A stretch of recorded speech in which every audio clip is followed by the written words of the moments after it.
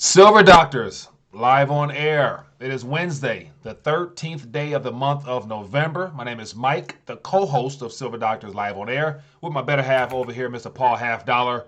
Mr. Half Dollar, how you doing this afternoon? Doing good today, Mike. It's cold Wednesday. You sent some of that snow our way on Monday, so Yeah. it's been a couple of days weather-wise, and it's quite an interesting day in Washington today. So Oh, yeah, definitely. And so just listening to Mr. Powell, Jerome Powell, share his thoughts and his fears on how if the government doesn't step in pretty soon, that we're going to have a very unfortunate future for our children and their children. So, yeah, yeah, very interesting, man, to hear these people speak, but it is what it is. yeah. Of So, course, they're only doing what they can for our future children and grandchildren. exactly. And the politicians are asking some of the most watered down, generic questions of all time, knowing that this is a dire emergency situation, but they're just very polite and nice. But anyway, so let's get into the chat room a little bit. So, as always, for those that are tuning in, if you're new to the channel, let us know where you're watching from. We'd love to acknowledge your presence. And then if you have any thoughts or any news subject matter you want to bring up, definitely highlight at Silver Doctor so to stand out. And then there's a telephone number, 567-336-0844. Give us a call, and we'll get you on here. So we got David, we got Albert, we got John Michael, low blood pressure. We got Matt, Big Bubs, David, John Michael, and it's someone here. I'm not. I think it's. I'm not sure what language that is, so I can't really read that one. So I'm not going to even try. RF3. We got Silver Junkie from Alabama. We got Dikiti, yeah, from Quebec. If I'm pronouncing that, yeah, I would be butchering names if I tried. But anyway, that being the case, welcome to the live stream. We got Corey from Germany. Appreciate you from Germany. And so, Yep. with that being the case, Mr. Half Dollar, how do you want to start this afternoon stream? What's on your mind? What's on my mind is just something funny that John Michael Karma said in the chat. He said, "There's a silver shortage at my house." That's good. That's good. That just caught my eye right there. That's some good little hump day humor for right there. We got Doug Bailey from Kalamazoo, Michigan in the building. Appreciate you. We got Heather from St. Louis, Matthew from Dublin, Ireland. Yeah, man. So appreciate. We got a nice little diverse crowd this afternoon. So let's give them hmm something worthy of their time. And hmm so, Meadows, where you want to go with Meadows? You want to start off with some metal information? Yeah, I'd like to start off with some medals today. This has been a painful couple months for the Bulls, Mike. I mean, I know you're looking at this $16.75 price, and you're like, wow, I can get my weight up with this. But, for the Bulls, it's been a painful couple of months. But Yeah. I'm starting to see a bunch of different indications that, if we didn't bottom yesterday, we're close to the bottom right now. Yeah.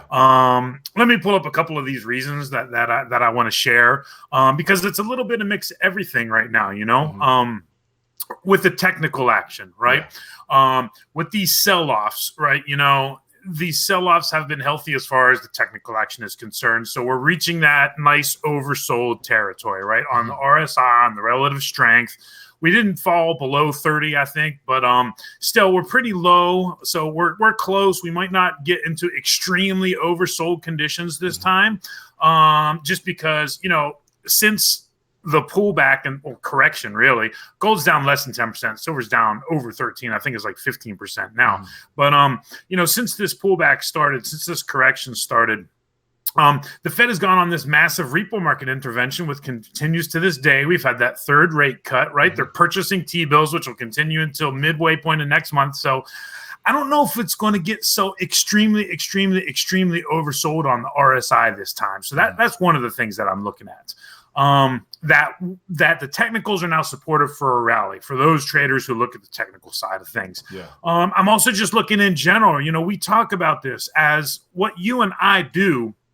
One of the things that we can see is just get a sense of how all the different experts and analysts are talking about the markets. And I'm seeing a lot of good balance again between a lot of people who are bullish and a lot of people who are bearish. And that to me is a sign of a healthy market, right? We don't have everybody on one side of the boat saying the bottom's ready to drop out. We also don't have everybody on the same side of the boat saying we're getting ready to go to the moon. Yeah. So this is the second little indication.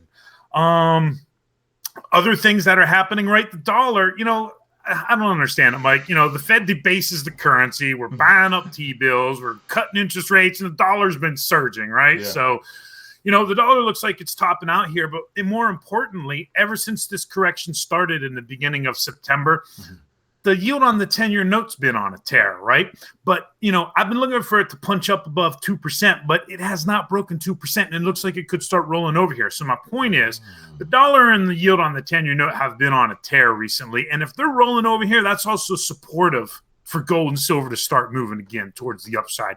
And then finally, all this stuff we're talking about is technical type of stuff, right? So, we haven't talked about the fundamentals in the market for a while, but if some sort of fundamental factors start exerting themselves back into the market again, well, that's just going to add fuel to that rally fire. So, those are just a few of the reasons why I think that, we are very, very close to this bottom. And if we weren't there yesterday, we're very, very close to it here. So I think that any day we could really rally here. Of course, I've been thinking that, for the past couple of weeks.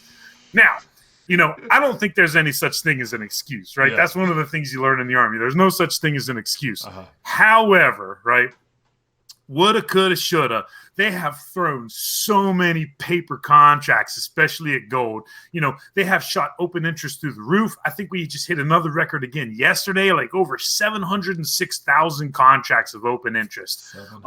Closing out December and rolling into February and open in February. And I mean, it's just, it's absurd because they're just throwing unlimited amounts of paper, right? When you have unlimited printing presses and unlimited paper gold, you can do these things. So, that's the unfortunate part about all this, because that's what makes it hard, right? Because, people get sucked in, then they just start feeding in the paper, and it's a waiting game at that time. So, the conditions have been ripe for a rally for a while. Then they just started adding on the paper, but now we're really getting ripe for a rally here. Yeah. So to summarize all that up, in a sense, right now is a great buying opportunity, is what you're saying. Yeah, I think right now is a great buying opportunity. Yeah, and we had talked about premium creep the other day too. So, and actually, prices have come down, I think, a little bit since we talked just a couple days ago. So we were sitting like under $16.75 an ounce yesterday. So you'll get a little bit more weight for your buck. Yes. Yes, that's right. So that's never a bad thing at the end of the day. Yeah. So with this most recent, from the past several days, right, is when we went to that next leg down. The gold to silver ratio shot up to, I think, about like 87, but it's sort of plateaued and it stayed there in a very tight little range for the last 3 days. So not only will you get a little bit of more weight for your buck, but for your gold, you'll get a little bit more silver too, because, we've gone down in price, which means for the stacker friendly reason, you can get more silver if you're doing the gold ratio arbitrage. So like those are just some things to think about. So, I just wanted to, so these are just kind of senses that I'm getting in the markets right now. Did you have anything to add on to that for gold and silver, Mike? No. So I'm curious to dive a little further. So since we came up with that little cliche slogan or whatever, more bang for your buck and more gold for your silver. More silver for your gold. More silver for your gold. So we'll run with those two lines. And so, question for you, I'm curious, because me personally, Silver Eagles is what I've been looking at more often than anything else. I like my generics, but I like my Silver Eagles, and so that's what I personally have been looking to acquire more. And so those have been between that $20 or a little bit lower. And for me personally, I look at it as, from the time I started years ago, I was a late bloomer to the realization of what money actually is. And so from that time till now, being able to get 5 or more ounces for under $100 has always been a bargain for me. And I remember that time when it was well over 100, I was very disappointed. And so right now, I pretty much measure how many ounces for under 100, because typically I would just do 100 here, 100 here, or whatever. That's just how I prefer to do it. And so being able to get 5 ounces or more for under 100, to me, anytime I can do that, I'm excited. When I have to pay more than 100, like 105, 110, I get kind of mad. So that's my little measuring stick there. So is there a particular madness or a method to your madness for you? Not really. I like your analogy. I just dollar cost average, so I buy a little bit each month, and it depends on how my household finances are. Like, this lovely house, right? We're putting a brand new roof on this house now too, so that's got a comma in it, and it's almost got 5 digits. It's pretty close to that, right? So, so the expenses just keep coming. I mean, it's crazy, but anyway, So yeah, I would just dollar cost average. But I've been in that same boat with you, right? I was buying silver at $35 too, right? So my dollar cost average is somewhere around 17. I haven't done the math, so I'm sitting good here, and it's even lower in gold since gold has been, obviously since it's not pulled back as far and since it's actually up. What much better than silver is, as indicative in the gold to silver ratio that we've seen. So that's kind of the ways that I approach it a little bit. Dollar cost averaging is good, and what you said about that $100, that's actually good advice, right? Because a lot of the dealers, right? And I don't know exactly what SD bullion is. I think it's 99. Don't quote me on that, right? I mean, we don't work for SD bullion, right? It's 99. Is it 99? Yeah. So okay. Once you get above that, once you get 100, so after tax, you're like 106. Then that's free shipping. Okay. yeah. But my point is, if you don't get to that, because that's like if you don't spend that amount of money, then you don't get the free shipping. And with as cheap as silver is right now, that's like, it's not quite half an ounce, but it's pretty close. You know what I mean? If you would have to pay that shipping on your own. So, I think that's a good point you bring about the $100 to spend at a pop. Because if you're just buying one or two coins and you're paying shipping, you're kind of doing it wrong there. And speaking of which, SD bullion, they still got that Canadian mint thing, and we need to ask them because I signed up for it, but I doubt that they're going to let me win if I win for it, right? Anyway, because we're probably excluded in one way or another. But like, are you going to meet Trudeau or the president of the mint or even the Queen? Could you imagine going there and the Queen's there and she's showing off her new coins? If I was to meet Trudeau, I would ask him about his pledge to the Commonwealth of England when he was first elected. See what he say about that. Yeah. See if he acknowledge it or deny it. Yeah. So, and it's interesting because, some of the things that we do on the Silver Doctor's website is we will put little polls up, and not a lot of people participate in these polls just because I don't know if people know about them or they're just not cool enough or whatever. But, people are thinking that the rally, that the bottom isn't in. Or what was the poll that I said? Will we see the capitulation in gold? And I asked that on Monday, right? So far, 74% are saying no, we're not going to see it this week. So, there's still time. So we got a call here. Let's see if we can get somebody on here. So, hello, caller. What's your name? Where you calling from? Hello, Mike. Hi there. How you doing? What's your name? Hello. Yep. Go ahead. I got you here. Go ahead. Mike, Paul, I have a question in relation to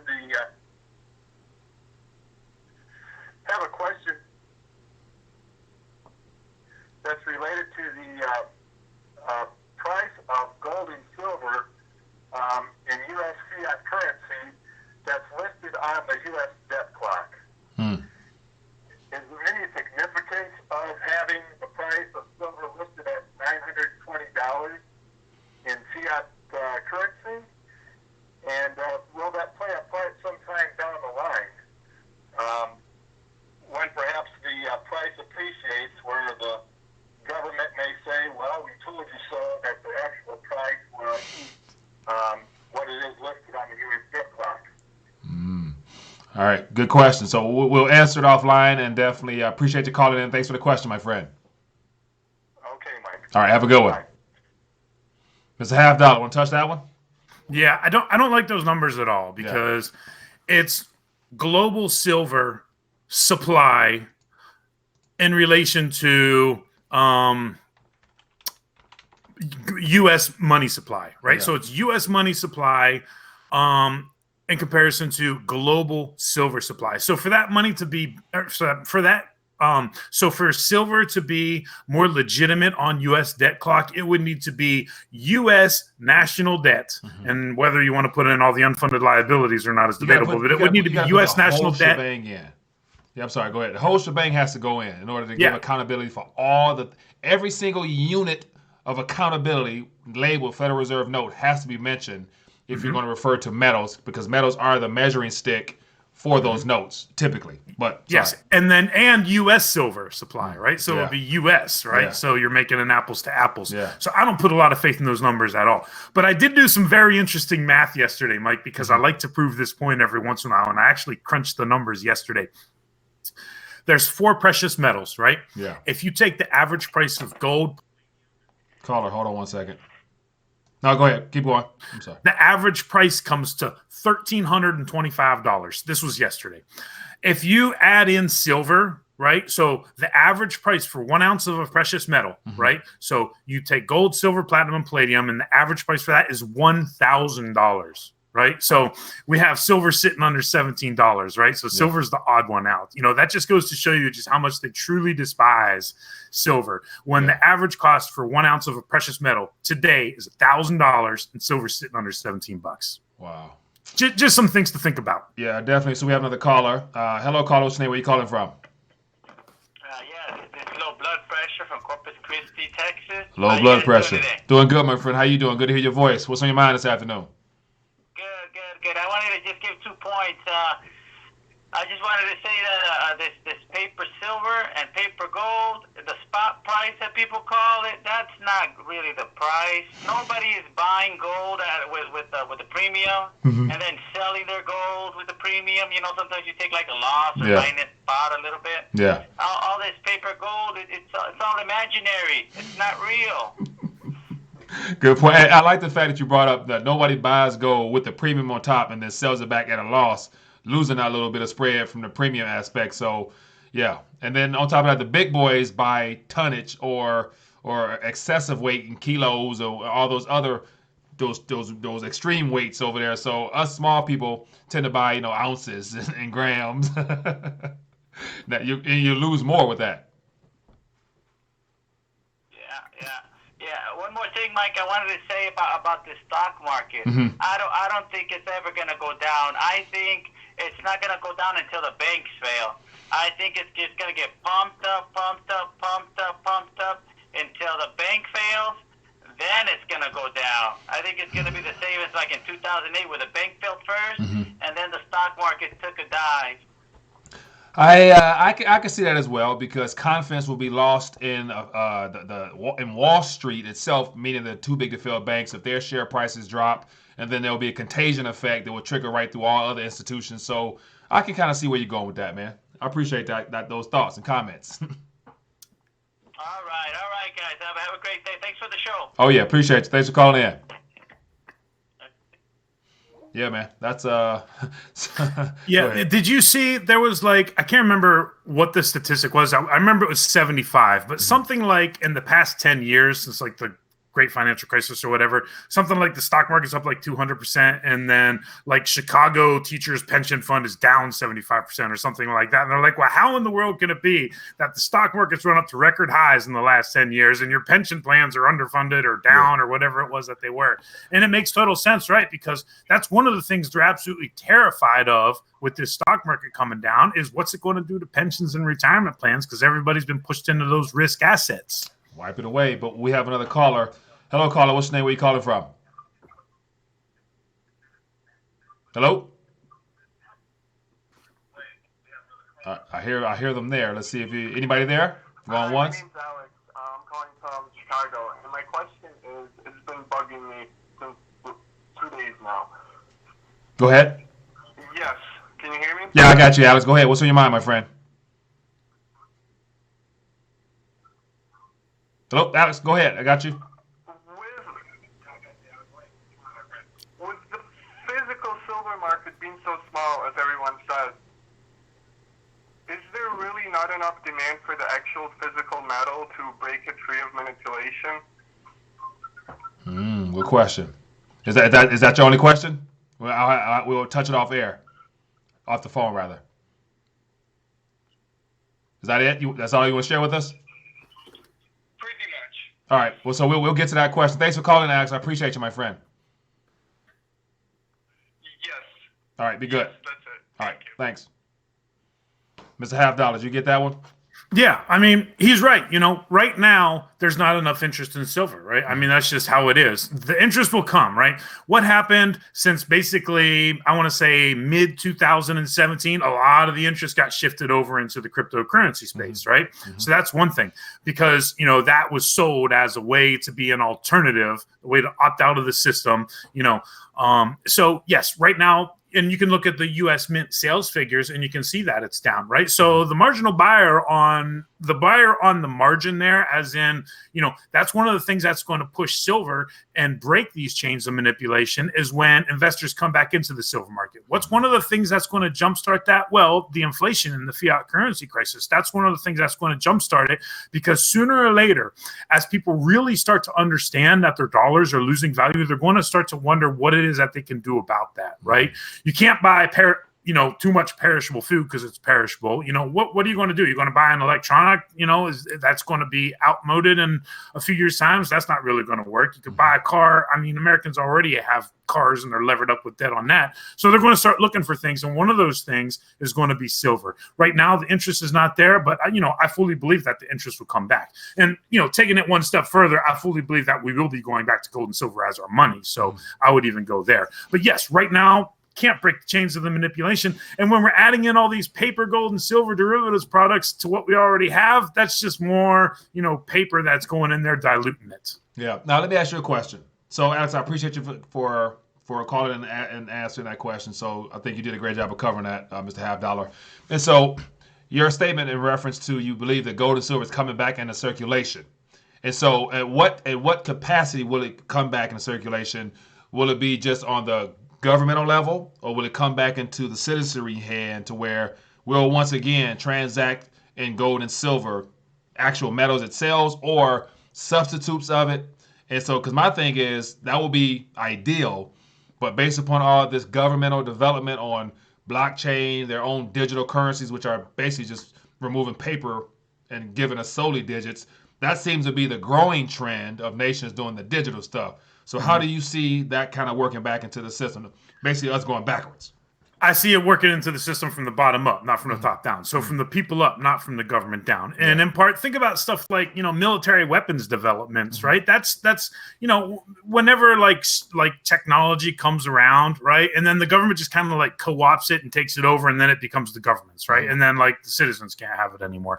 So, when I think about like technology like that, when it comes to like military weapons systems or something, yes, that starts from like the people, and then the government takes it over. So money would, in my opinion, would be the same thing, right? So the people are going to be using the gold and silver before the government is, because the government's going to resist that all the way until the very end. And so they can't resist it anymore. And then they're just going to incorporate it.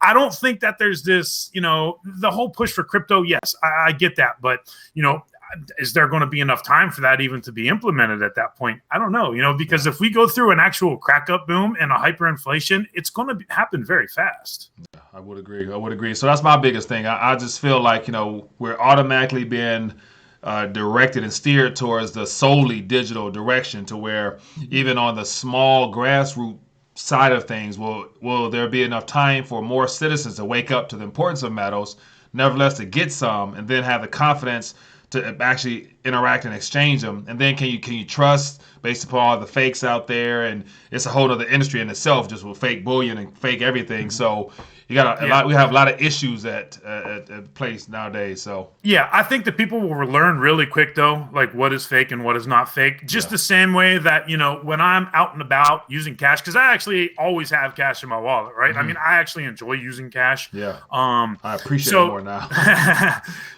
But my point with that is, I never have any concern that I'm receiving a fake $20 bill, right? Or $100 bill. So, I mean, I don't think that the counterfeiting is going to be an issue, because I think that people are going to learn. And, you might get bit once, but you won't get bit again if you do get bit once. But I just think that people will be preventive in that sense, because that's what you would do with your money. You would be preventive, right? Yeah. Even if I get like a ripped dollar, when I'm getting my change, I'll be like, no, give me something better than this, because I don't want that.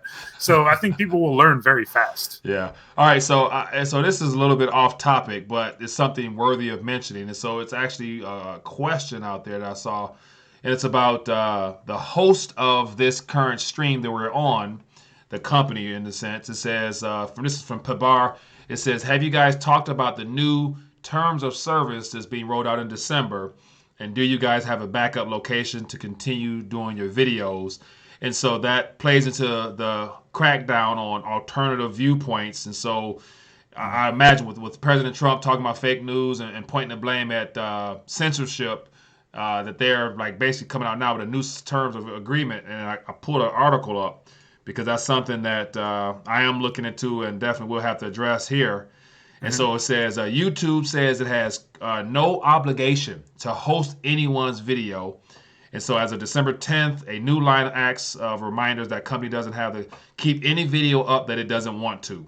And so it says YouTube is under no obligation to host or serve content. So it looks like by them implementing these new terms of service, everybody's associated with them or produce content for them basically have to oblige by the fact that now if they don't like what they see, then you agree to it and they can just say demonetize or remove it altogether. So guarantee all the alternative media channels now will be impacted heavily. So something Yeah, in addition to that, one of the things that I'm curious about with this whole thing, because I wonder about this, is did you also look into how like you're also having to declare whether you're making videos for kids or not? Yeah. Because we don't, right? We're not targeting kids. We're targeting intellectual thinking adults that are being able to trying to get a sense and understanding what's going on in the markets and the economy. Right. Now, here's my point with that, right?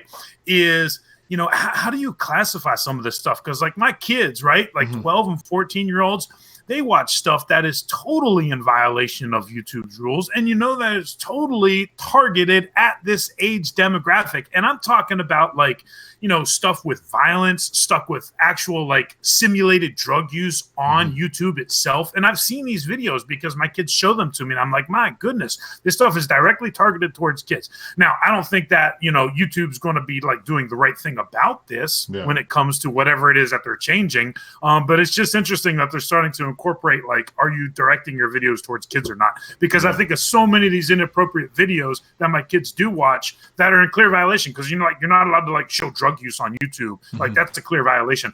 Or violence, right? You think back to that one video with that I can't remember the name of it anymore, but that video that guy made a couple years ago where he was like showing like the simulated murders, like a church choir and stuff like that.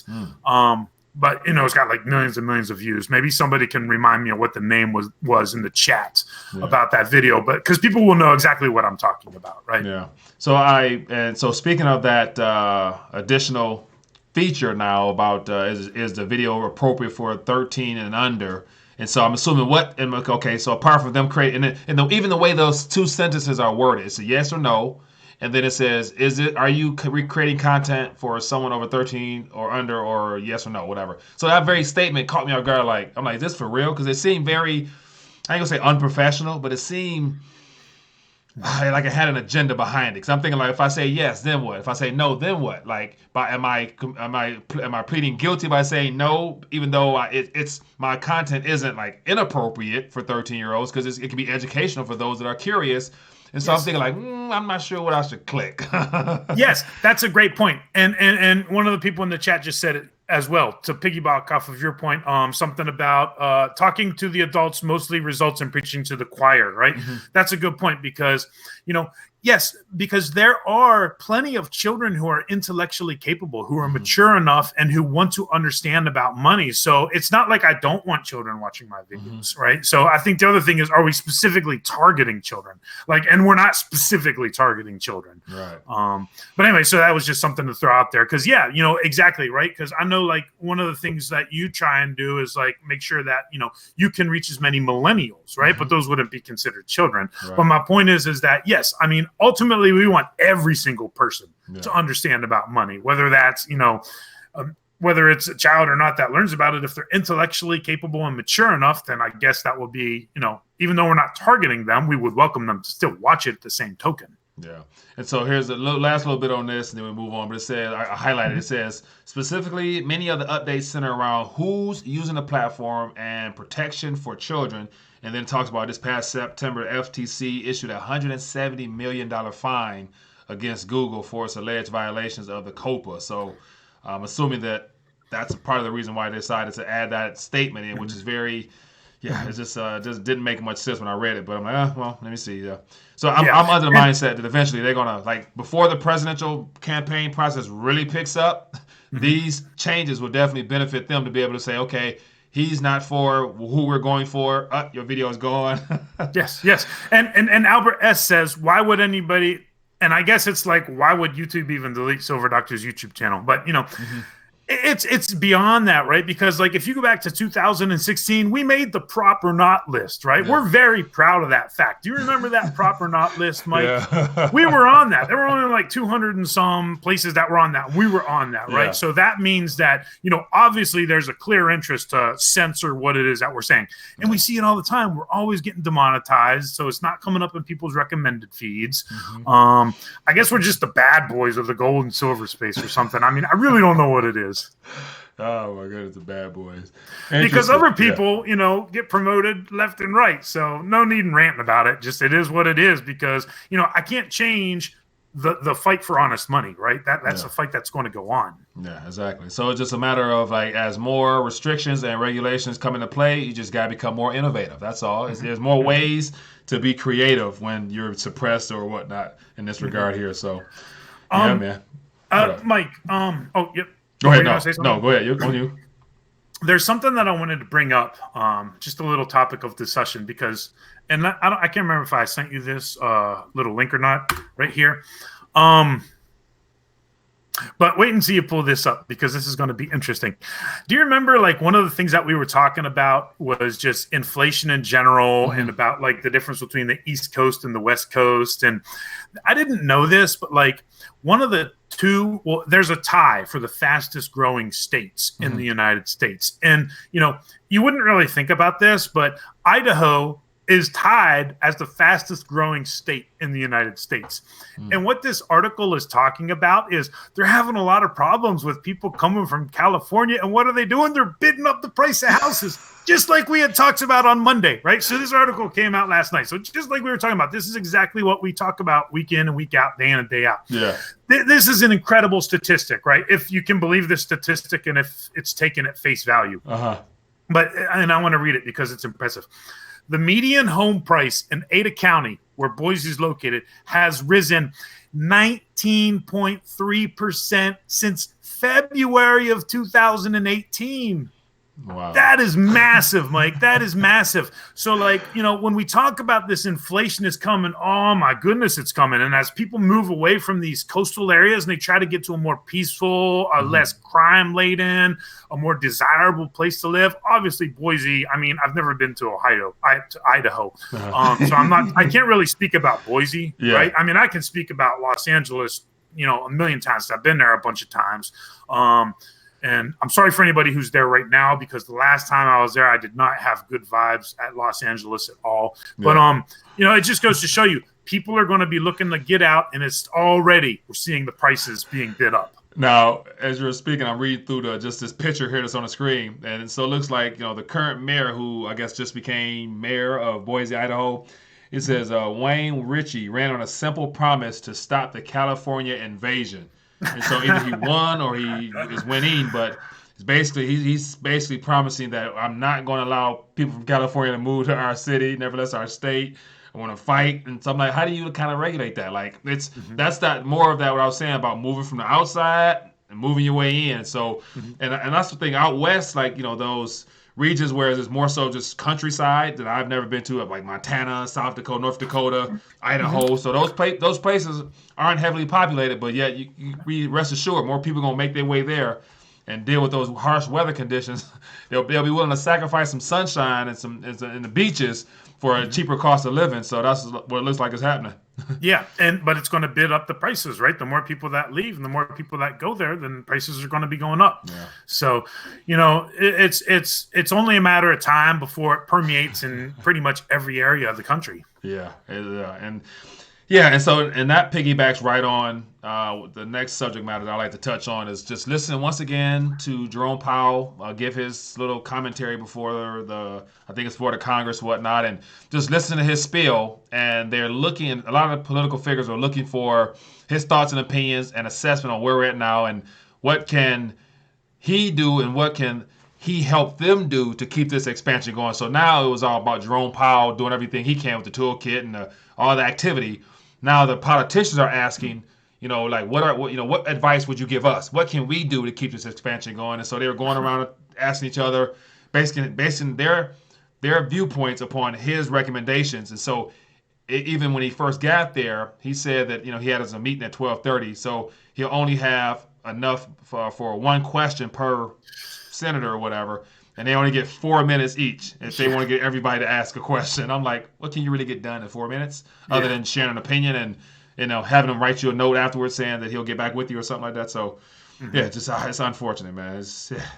It is unfortunate, and that shows, that goes off of what you were talking about on Monday, because you were talking about we're getting ready to switch from the monetary side of things to the fiscal side of things. Yeah. And I also saw a headline about President Trump's mulling another round of tax cuts. Did you see that? This time targeting the middle class. So yeah, this is coming in lines with exactly what it was we were talking about. Yeah, and so here's the thing: if you have now, monetary policy has already set up a crash course guarantee. So now, in order to not make it look so bad on the central banking side of things, they're pleading for Congress to get involved, and all the policies will be needed to keep this thing going. I wonder, because fiscal policy will be in play probably between now and Trump's presidential election or re-election, and definitely after his last term, he's going to have to come out with some type of give me handouts or favors or something, or run the risk of going to zero or negative interest rates and outright QE and all the consequences that come with that. So it's either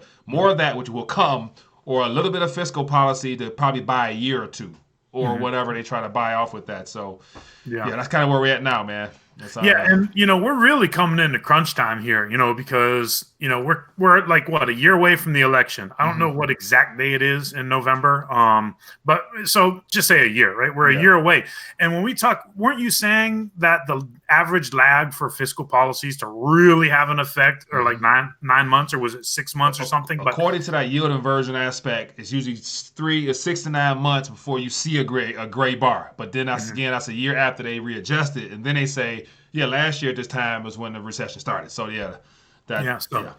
so anything like they have to be making these maneuvers now, right? Yeah. So all the activity that's needed will need to take place right now, especially. And I haven't checked in on the latest debt ceiling situation and how long the government's been funded, or if it's just an open checkbook or what. It is. Yeah, so that being the case, that whenever we come up for that next discussion on what's next with that, then I'm assuming they'll have to have some type of policy implemented to keep this thing going. Because once again, the debt ceiling, it's no ceiling anymore. It's like it's an open. It's an open book, or whatever you want to call it, or open checkbook. Yeah, it's a moonroof is what it is. It's like, they can just open it and go above it whenever they want, Yeah. Which seems to be what they're doing, too.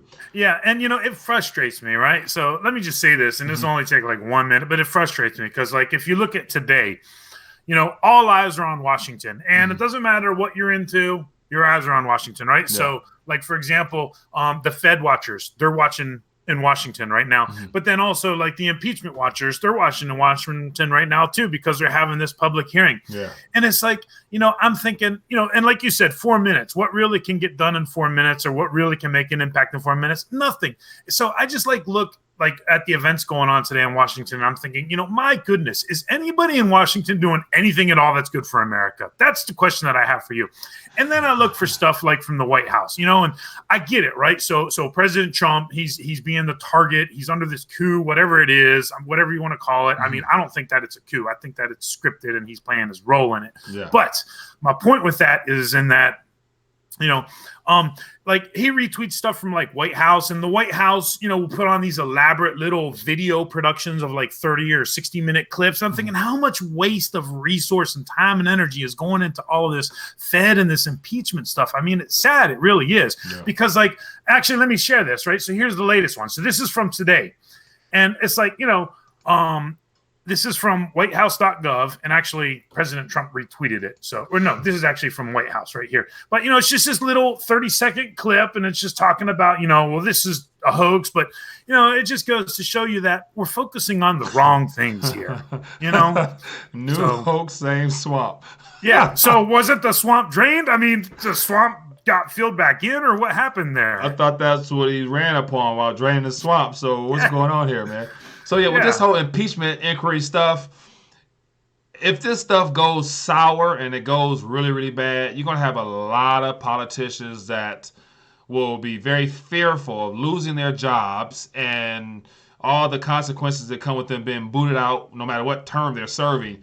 But yet, think about the people that will be put into place. Like, where are they coming from? What school of thought are they?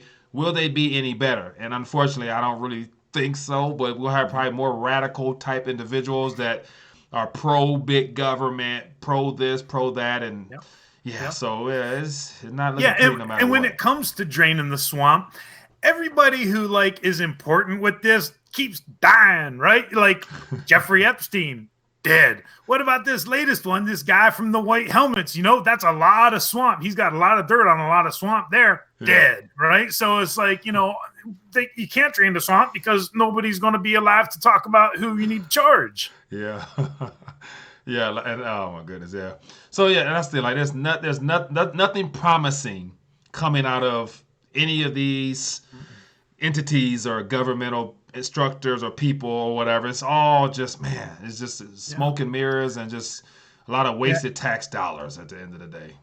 It is, and I'm glad that the White House used circus, because I actually wrote Circus Sideshow in my midweek update this morning and I was like, oh man, people are going to get offended if I write Circus Sideshow. Then why are you belittling it? This is a coup against the president. But, they're saying it's a circus too. So, it just goes to show you that our priorities are so mixed up right now. Yeah, very much so. And the thing is, and we're supposed to be in economic expansion. So imagine how our priorities would shift when people actually feel the pinch based upon things being squeezed in on their own personal lives, even more so. Mm-hmm. So yeah, it's not looking pretty at all, man. So 2020 will be a very interesting year because all gloves are off, and it's just going to be a matter of all-out war in D.C. amongst everybody running for a re-election or however that plays out. So. Yeah, and the stock market is still hitting record highs, right? So let me check this out, because I want to say just yesterday it was so just yesterday the NASDAQ, right, the tech heavy stock market index, and then also the S&P 500 just yesterday. So both those major indexes just hit brand new all-time highs again just yesterday. So that's another thing. Yeah. I can't remember if it was yesterday, if it was Tuesday, but like before the markets even opened, President Trump tweeted out it's going to be a great record-winning day in the stocks today, or it was something to that effect, right? Yeah, but it was literally something. I was about to say, like, okay, so I'm expecting a tweet today or tomorrow, so I'm sure you'll stay on top of it. Let me know. Yeah. So I like Tony Blaylock mentioned about 2020 being the last selection, not election, but selection. And that's, that's something that is not like off the cuff, too conspiratorial. It's just one of the things like, we're reaching a point where there will be some type of need to readjust our current political, definitely the monetary structure of things. I wonder what will be next. I wonder what will be rolled out, or what's the original game plan outside of what's going to be feasible in a short period of time, especially if things begin to ramp up at a much faster pace. What will they be able to get off as part of their agenda, 2030, 2050, whatever the agendas are? So, they got, I'm assuming there's plans for us. Now it's a matter of will they have time to execute those plans? Mm-hmm. And then knowing that it's a plan against us, can you counter with your own plan of preparation or whatnot for yourself? So, yeah, getting through this, just being prepared, right? With the gold, the guns, the skills, the silver, the food, the beans, the bullets, the Band-Aids, all that stuff. All that does is give you a fighting chance, right? It doesn't guarantee anything. Yes, it does, man. So I'm reading through some of the chats, and I see Hong Kong. That's going to be interesting, because I would imagine that China won't let Hong Kong continue on into 2020 without any type of crackdown, more so, or just deciding to just come on in and put an end to that. So that could be an issue. And so there's a lot of things that could be triggers. Like right now, I read an article today about Argentina with their newly elected officials in there, and they're about to go back to the old days of, more debt, more inflation, more problems. And so we're gonna have a lot more news stories to cover in 2020, my friend. A lot more stories to talk about. It says, someone said, I was in Hong Kong last week. He said it's very peaceful there. So Albert S., I'm curious to find out what region or what area, because I'm assuming there's more activity on one side of town as opposed to the other. So I'm curious to find out your thoughts there. Let us know in the chat or give us a call. Yeah, because, with what we see here, especially like when you see it on Twitter and the feeding stuff, you would think that there's just chaos all over Hong Kong. Yeah. I mean, obviously there's not, right? There's hot spots, but that's what we're led to believe anyway. Yeah, I like to. Someone says the DTCC own all stocks. So yeah, I was actually not long ago diving into that to get a better understanding of what that's a private corporation, the LLC, that's like controls a lot of things, and I wonder who owns that. Yeah, I can't say any names. I can write it down, but I can't say anything. Yeah, I know. Probably starts with R. If I'm thinking the same thing you are. Exactly, and R and friends. Yeah, maybe somebody can tell us because I can't remember exactly how you spell that. So.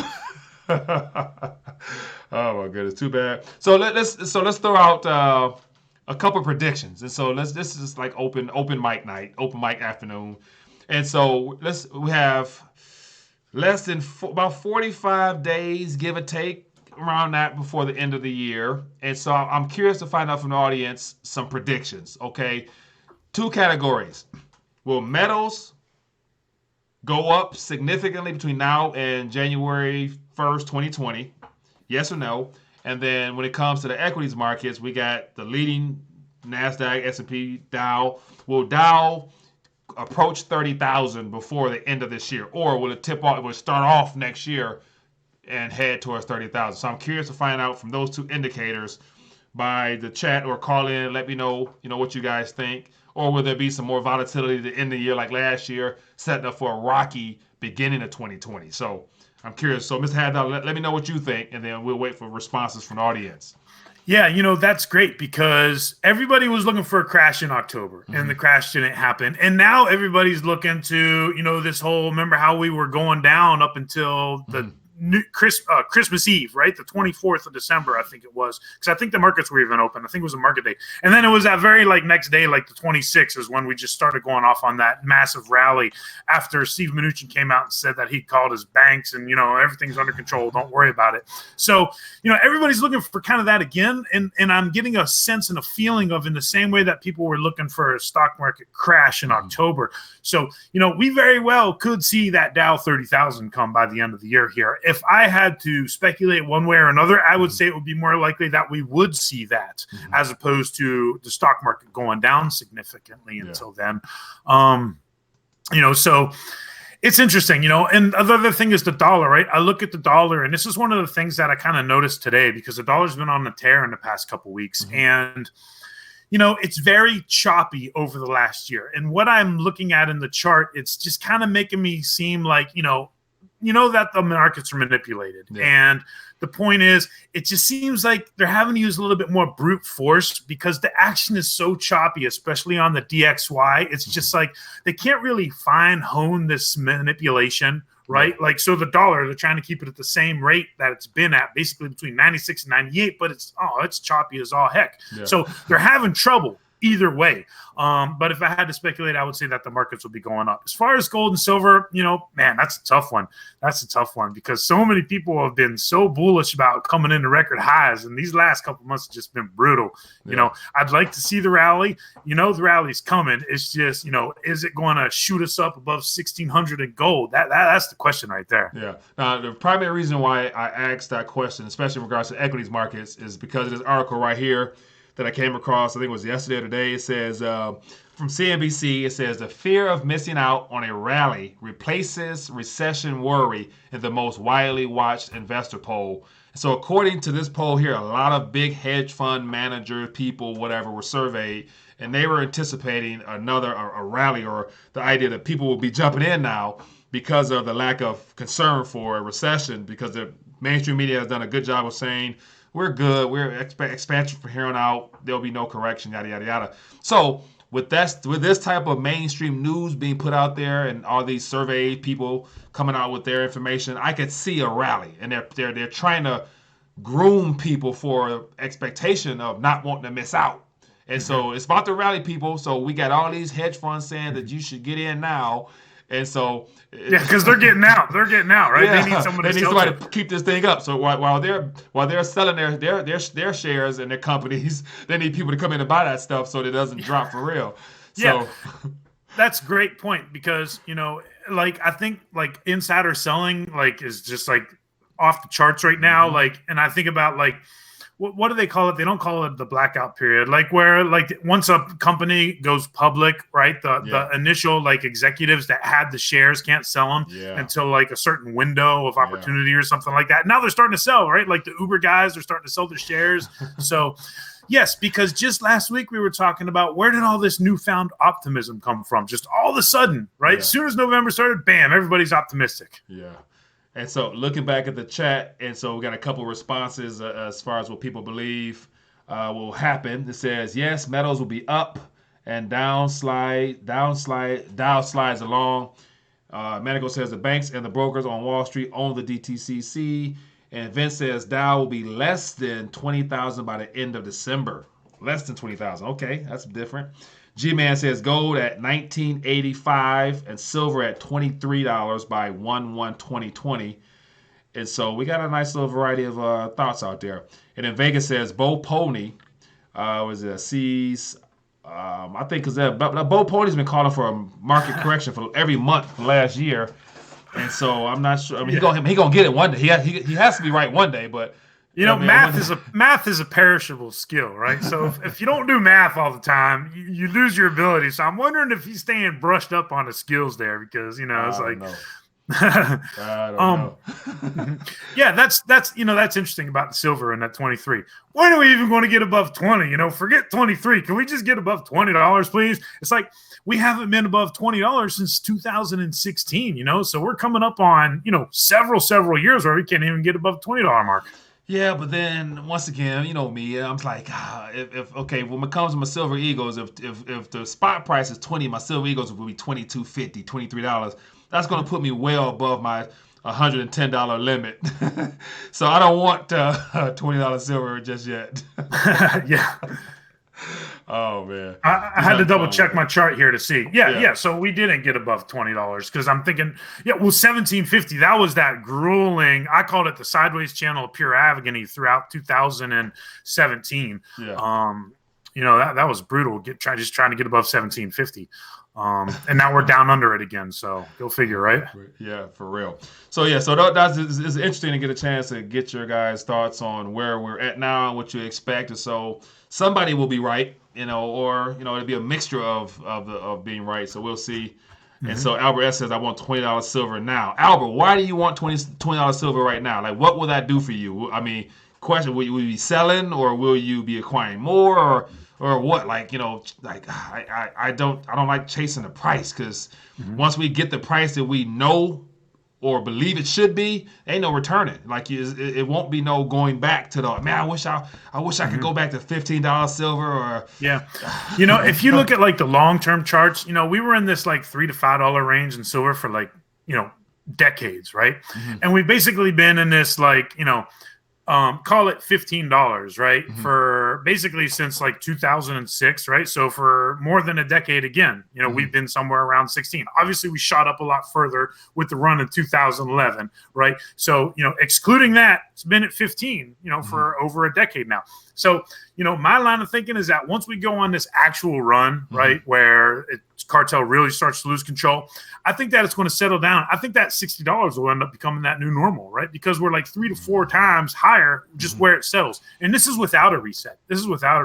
Yeah. So, just like we kissed goodbye to that $3 to $5 price range in silver, it's going to happen fast where once this goes on a run and it settles, we're going to be kissing goodbye to this, call it $15 to $20 level. And we're going to be settling somewhere around that $45 to $60 level. Yeah.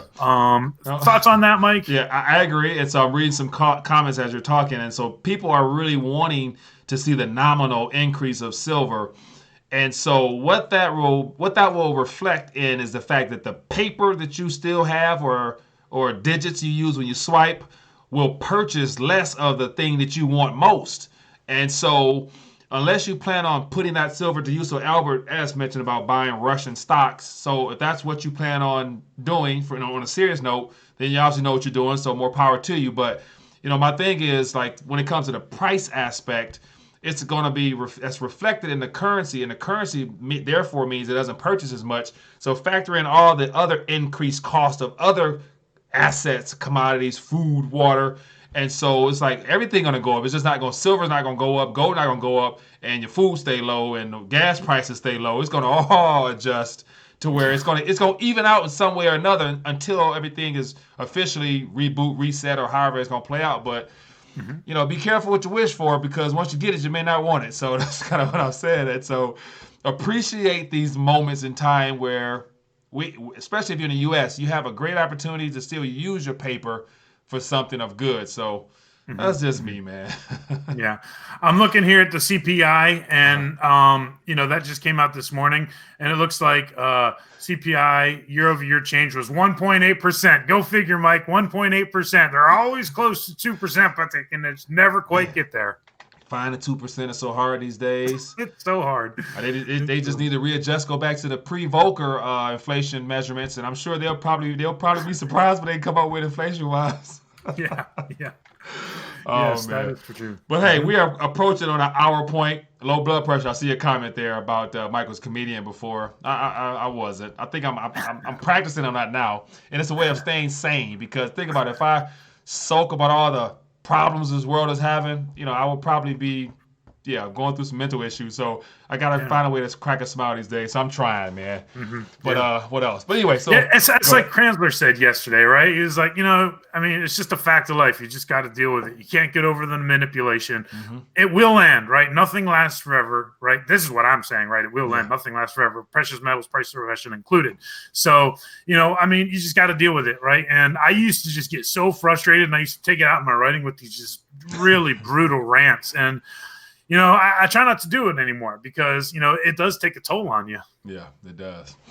Well, hey, man, so we get ready to dial back. I appreciate we have about 180 or so people tuning in. And so, as always, if you guys have enjoyed the back and forth, the rants, the ideas, the strategizing, you name it, don't be afraid to donate a thumbs up beneath this video, or thumbs down, whatever you prefer. As long as you do something, that's appreciated. And other than that, come back next week, same time, same place, Monday. Actually, schedule-wise, we're going to work on that, because I got a little issue on my side, but we're still going to make it happen. And as always, to connect with us for the after party or afterthoughts, go to the social media tabs down below on Twitter and follow me and Mr. Half Dollar, and stay up to date with what's going on. So other than that, enjoy the rest of your day, the week, and we'll see you guys next week. Peace.